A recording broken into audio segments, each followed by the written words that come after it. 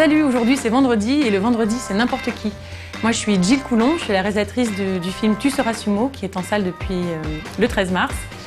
On commence par le sommaire, les sorties animées manga, Temps perdu, The Place to Be et les oubliés de la Playhistoire. Et tout de suite on regarde les news.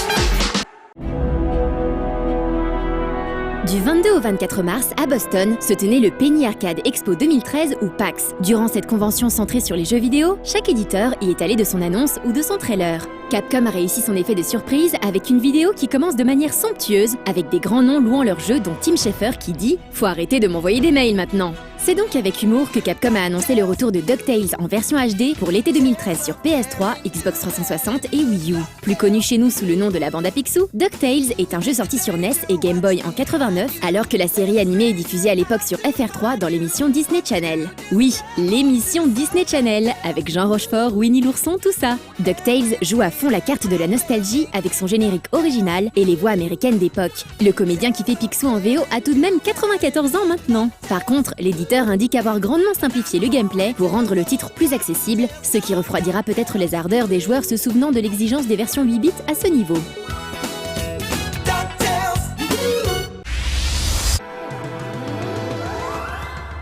La série originale des Mystérieuses Cités d'Or ressort en Blu-ray chez Kazé le mercredi 3 avril. En attendant la critique de sa nouvelle intégrale, il nous semblait important de vous dire rapidement que nous avons été particulièrement déçus par cette édition, car la remasterisation HD annoncée n'en est pas vraiment une. Il s'agit en fait des anciens Master SD qui ont été upscalés et filtrés, et le résultat est loin de ce que l'on peut attendre d'une réédition HD. Plus de détails dans la critique de la semaine prochaine.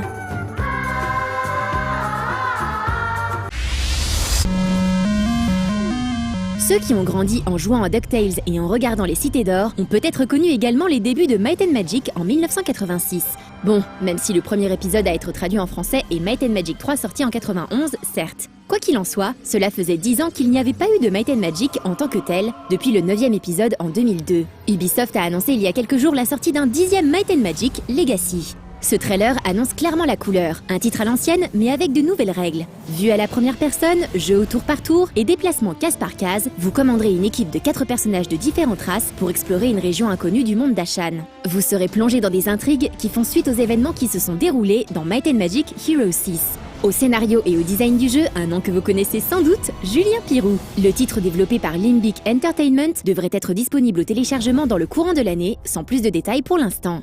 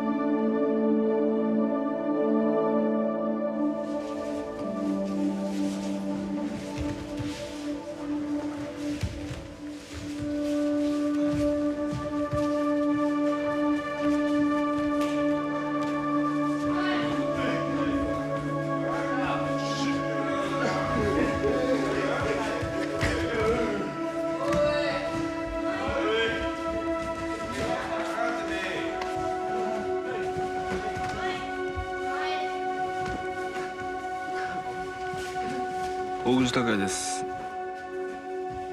旭川出身の18歳です。今年高校を卒業します。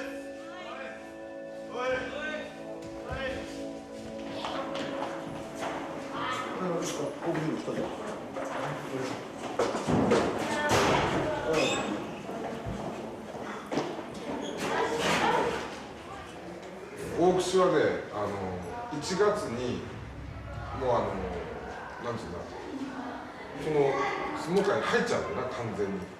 中学生の頃から父親が相撲行けっていう自分に言ってたんですけど、自分は柔道したくてここで柔道してて、高校の終わりの頃また相撲やらないかって言われて、それで。Nous revoilà, je suis Jill Coulon, la réalisatrice de Tu seras sumo, un documentaire sur Takuya, un jeune japonais qui commence sa carrière de sumo. Takuya, il a 18 ans, il vient d'Asahikawa, dans le nord du Japon, et il n'est pas vraiment très fan du sumo au départ. Je vous en dis un peu plus après les sorties animées manga.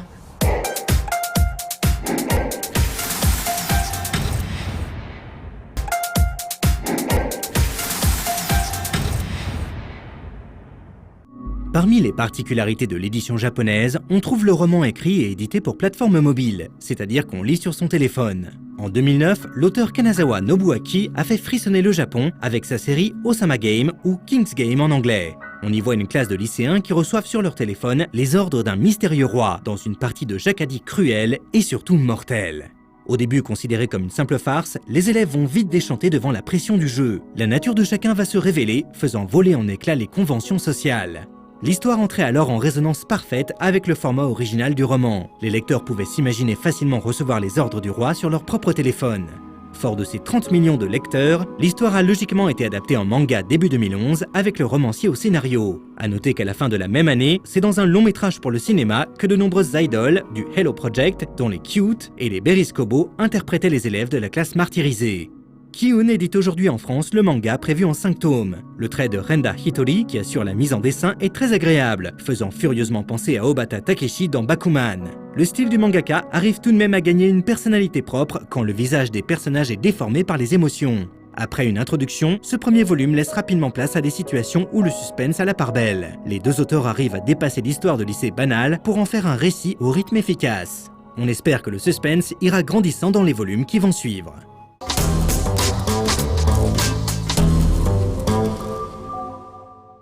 Pour faire Tu seras sumo, le documentaire sur le jeune Takuya qui est sorti en salle, je suis restée 6 mois à Tokyo en immersion totale dans une écurie de sumo.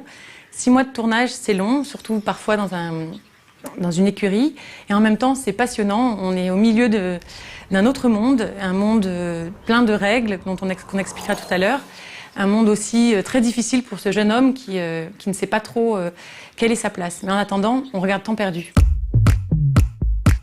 Bonjour, ça y est, c'est officiel, votre pouvoir d'achat a baissé l'année dernière. La faute sans doute à la crise, aux impôts, aux petits nerveux, aux grands tout mous, à l'Europe, aux exilés fiscaux, aux exilés pas fiscaux aussi, au CAC 40, aux Chinois, à ceux qui pensent pas comme moi, à ceux qui pensent comme moi mais pas pareil, à ma mère, à mon chat, à tout le monde sauf moi parce que sinon ce serait trop facile. Mais alors que faire durant vos heures supplémentaires? Bienvenue dans Temps perdu. Quand on est Team Schaffer, on a la classe. Ah bah oui, être responsable de Monkey Island, de Grim Fandango, Full Throttle et Psychonaut entre autres, ça autorise quand même pas mal à se la péter grave. Mais quand on est Team Schaffer et qu'on arrive rasé, en costume et sans blague en stock à une conférence pour faire un discours, eh ben du coup on ne nous reconnaît plus. Et le gros monsieur là, eh ben il veut pas nous laisser rentrer.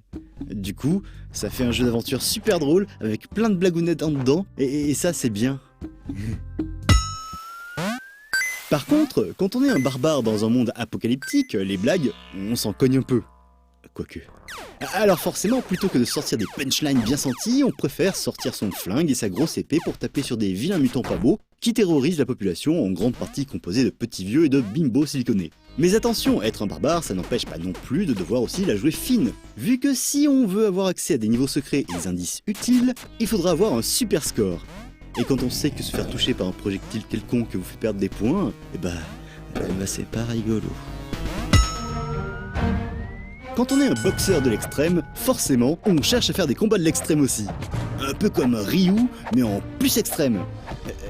C'est-à-dire que plutôt que d'aller cogner son pote Ken pour la 10 millième fois, on préfère affronter de vrais adversaires comme, au hasard, 100 chevaux de la taille d'un canard ou un canard de la taille d'un cheval. Ou alors d'autres trucs encore moins vraisemblables comme des girafes à plusieurs têtes, mais qui font mal.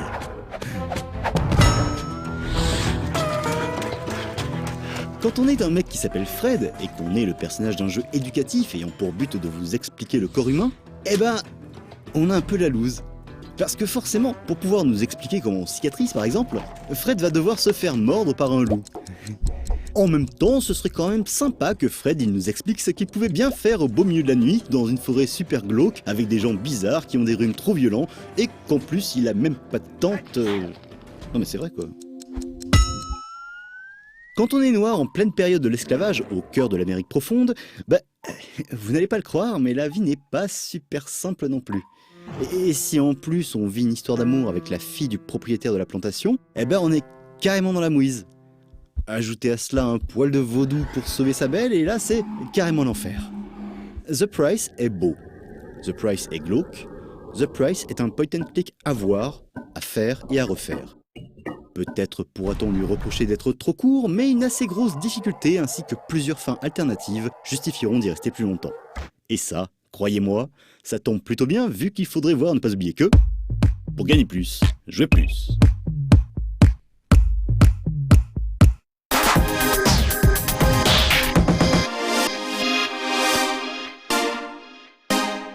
Alors, dans Tu seras sumo, on apprend ce que c'est le sumo, on apprend aussi la vie d'un jeune lutteur. Pour vous expliquer le sumo, je suis entourée de Bastien et d'Alain du club Paris Sumo, parce qu'à Paris aussi, on pratique le sumo. Et comment on pratique le sumo? On le pratique en mawashi. Messieurs, s'il vous plaît.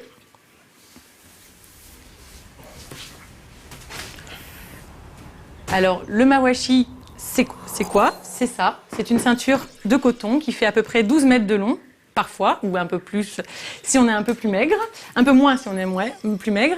Et le sumo, c'est tout un art, c'est un sport, mais c'est aussi un art. Et il faut être très très souple, étonnamment. Et pour être très souple, on fait des shikos. Donc Bastien va nous montrer.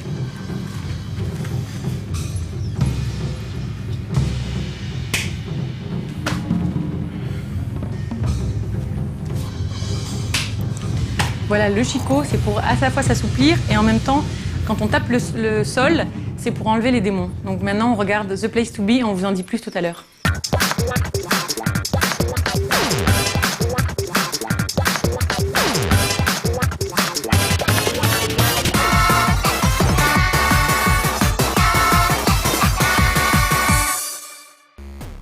Salut, ça va? Bienvenue dans The Place to Be. T'es issu d'une bonne famille, t'as des idées un peu courtes et t'es à la recherche de nouvelles expériences lacrymales? Ben en ce moment, t'as des manifs si tu veux. Vas-y, comme ça, nous après on rigole sur internet. En attendant, je vais te donner une liste des endroits où être dans les jours à venir. Et a priori, je devrais pas te parler des Champs-Élysées. Du 29 au 31 mars, t'as la 23e édition de la Convention de l'Imaginaire de l'INSA de Lyon. Au programme, de la piraterie avec du jeu de rôle, du jeu de plateau, du jeu de cartes, du GN, le tout en mode The Place to Be Free. C'est le genre d'event qui me brancherait bien, moi. Le samedi 30 mars au Hayan, c'est genre dans la région de Bordeaux, tout ça, t'as un style de Before au festival Animasia qui a normalement lieu à Pessac du 28 au 30 septembre. Un Before avec les cosplays, les ateliers, les cours de jap, les conférences, les projections, les jeux vidéo, etc. Alors ce sont des jeunes qui m'ont fait part de cet event sur ma boîte mail et qui m'ont dit « Ouais, Médoc, faut que t'en parles à la télé parce qu'autrement, au Hayan, il se passe pas grand-chose. » Du 29 au 31 mars, enfin, t'as la 5e édition du festival Trolls et Légendes. Un festival massif et déjà bien connu des services qui te parle de fantasy dans tous les sens. Alors le truc, c'est que c'est en Belgique. Mais honnêtement, si t'habites dans le Nord, c'est vraiment pas loin de la frontière française. Puis pour peu que t'aies plus de 18 piges, un permis en règle, une voiture et quelques potes, bah tu peux profiter de ce week-end pour monter un peu plus haut dans le Nord et faire les aventures. Non, y a pas à dire, l'espace Schengen, c'est bien. C'est tout ce que j'ai pour cette semaine. La semaine prochaine, on devrait avoir un petit reportage, mais je me souviens plus exactement duquel. En attendant, continuez de partager vos events sur le forum de la chaîne et nous, on continuera d'en parler. Ciao.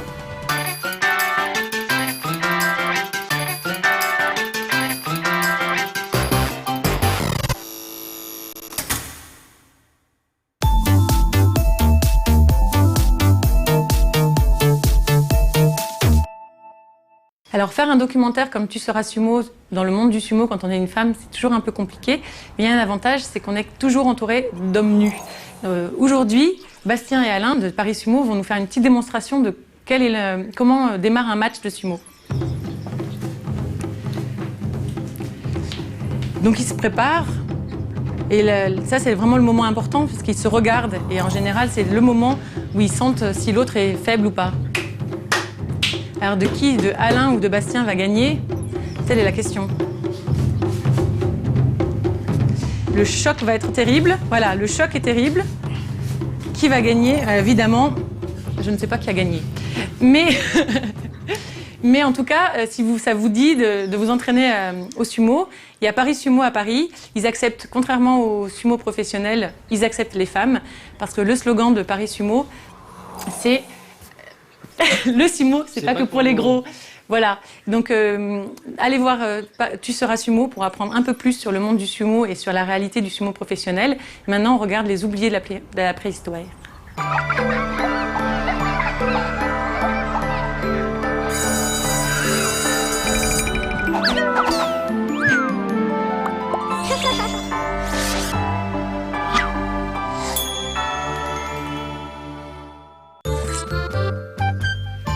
Mes chers enfants, le monde repose sur un équilibre des éléments qui nous entourent. Il suffit qu'un seul élément domine pour que l'ensemble s'écroule. Et chose surprenante, il en va de même pour le jeu vidéo. Certaines innovations sont incomprises parce qu'elles sont mises en valeur dans un ensemble déséquilibré. Oui, iPhone ? Tu n'as rien compris à ce que je viens de dire. Bon, je vais être plus concret. Aujourd'hui, je voulais vous parler d'un petit jeu vraiment très sympathique de Nintendo et pourtant totalement méconnu. Colo Colo Puzzle Happy Panechu.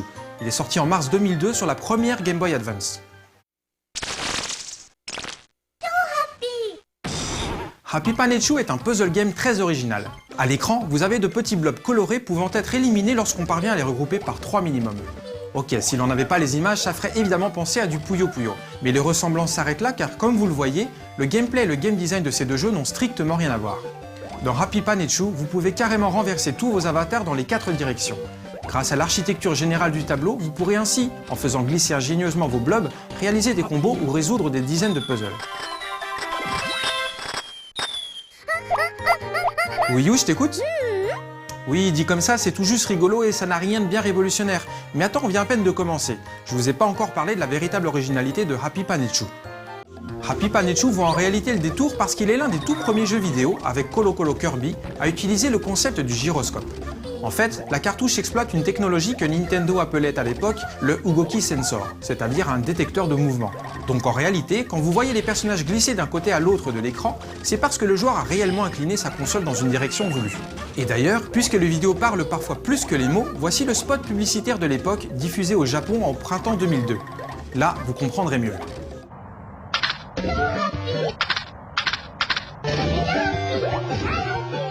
傾けて消して傾けて大爆発考えて傾けるゲームボーイアドバンスコロコロパズルハッピーパネッチュ傾けろ Happy Panechu est un excellent divertissement, surtout qu'il offre de très nombreux modes de jeu. Parmi les plus intéressants, il y a le mode puzzle, dans lequel vous devez éliminer tous les blocs en aussi peu de mouvements que possible. On trouve ensuite le mode duel contre l'IA, dans lequel vous balancez des blocs de handicap en réalisant des combos. Mais il y a surtout le mode bombe. Dans ce dernier, les combos vous donnent droit à des bombes qui, lorsqu'elles sont regroupées, peuvent provoquer d'immenses déflagrations. Vous devrez les déclencher de façon à éliminer totalement le monstre au milieu de l'écran.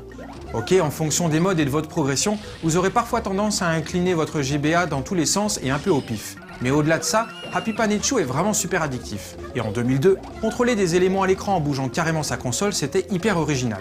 Ce n'est d'ailleurs que bien des années plus tard que les smartphones intégreront les gyroscopes dans leur hardware.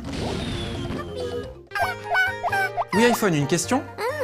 Ah, tu ne vois toujours pas le rapport avec mon introduction. Eh bien ce que je voulais dire, c'est que Happy Panechu avait vraiment tout pour plaire. Original, novateur, fun et il est sorti sur une console à grand succès. Pourtant, il fera un bide à sa sortie. Oui Vita. Voilà, toi tu as compris. Il ne sert à rien d'innover si derrière d'autres éléments matériels essentiels ne suivent pas. Mais alors, qu'est-ce qui posait problème ? Lorsqu'on vous a montré la pub tout à l'heure, l'écran de la GBA semblait parfaitement lisible. Sauf que dans la réalité, c'est autrement moins réjouissant. Jugez plutôt avec ces images. Ce n'est pas insulter Nintendo que de dire que l'écran de sa première Game Boy Advance était vraiment pourri. Particulièrement sombre et très faiblement contrasté, il fallait le tourner légèrement vers le haut et sous une bonne source lumineuse pour espérer une lisibilité au mieux passable.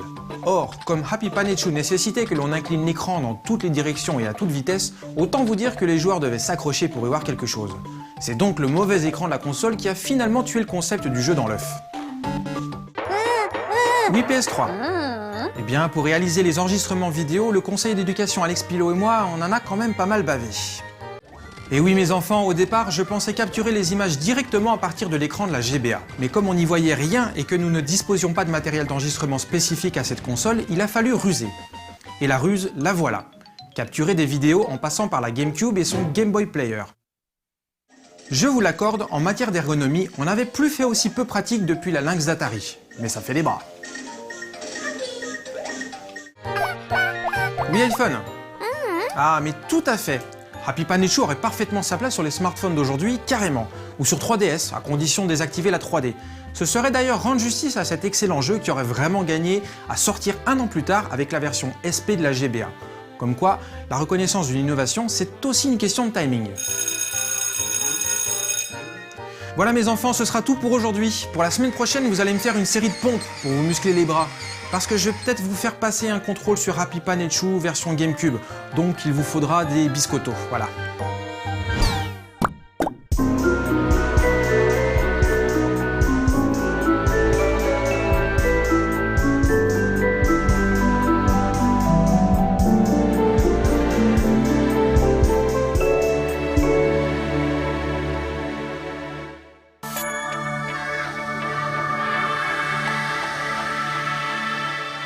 Voilà, l'émission est presque terminée. Allez voir Tu seras sumo en salle. Pour avoir les lieux et les projections, souvent des rencontres, allez sur le site du film, tuserasumo-lefilm.com. Mais petite cerise sur le gâteau, pour les fans de D-Damage, c'est D-Damage qui a fait la musique originale et il est là ce soir.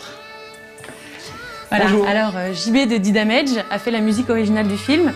On connaît tes clips sur No Life, mais c'est un peu différent ce que tu as fait pour le film. Oui, effectivement, pour le coup, avec mon frère, vu que je fais D-Damage en duo avec mon frère Frédéric, qui n'est pas là aujourd'hui, on a fait quelque chose de beaucoup plus traditionnel. On a écouté pendant des semaines et des semaines beaucoup de musique traditionnelle japonaise pour s'en inspirer, qu'on a mélangé avec notre musique électronique. Donc là, pour le coup, il y a une utilisation d'instruments comme le koto, le shamisen, mais par la voix électronique, à savoir qu'on a fait ça avec des instruments virtuels sur ordinateur. Voilà, exactement. Donc de la musique complètement électronique pour un film traditionnel, un mélange particulier qui plaît à beaucoup de monde.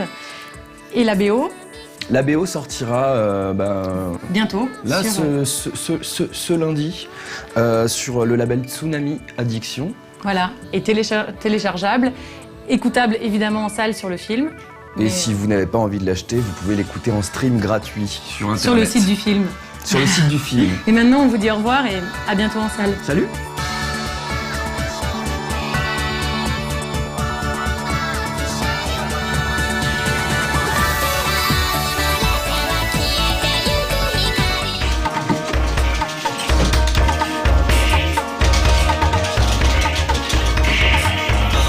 À chaque fois c'est un tout petit truc.